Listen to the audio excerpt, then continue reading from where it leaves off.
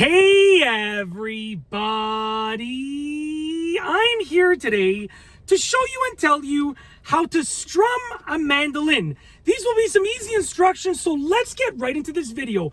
This is a mandolin right here. It's slightly out of tune, so please excuse me. I don't have my tuner with me, but it's slightly out of tune. But I'm going to show you how to strum on a mandolin. Let's get right into this awesome, easy to follow along with video.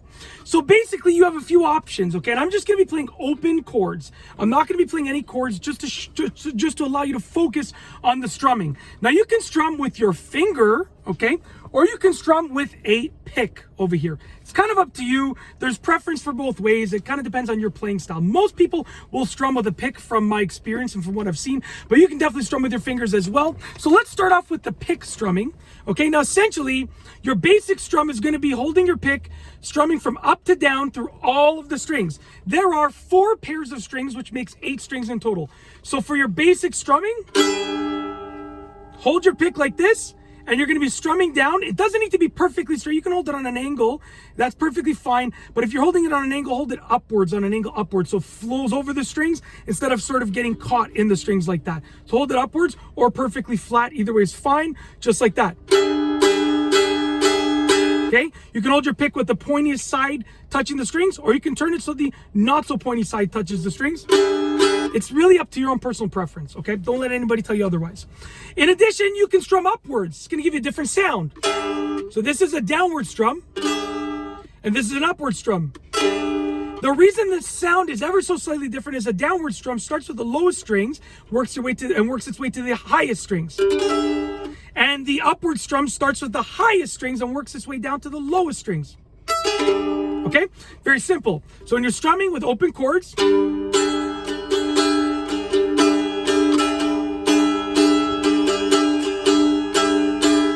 can have different strumming patterns. Very simple. It can just be just downwards, quarter notes, right? Or it can be down, up, down.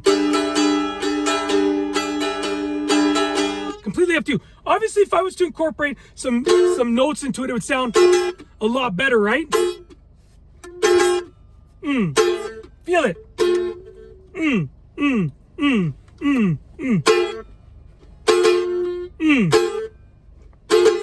Anyways, that's besides the point, okay? So that is strumming on a mandolin. Now, in addition, you can also strum only part of the string. So let's say I wanted to just pluck the lower 2 strings, or just the upper 2 strings, right?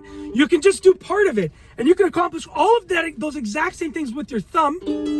But essentially, with your thumb, you're not really going to be strumming upwards. If you want to strum upwards, you're going to be using your index finger, like that. Downwards with your thumb, upwards with your index finger, just like that. Now, like I said, most people will use a pick, but you can by all means still use your thumb.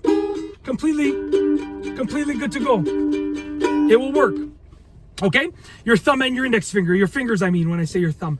That's it. If you want to strum on a mandolin, it's really easy to do. Showing you exactly how to do it in this video. It's really easy, and I've gone over some super duper easy instructions.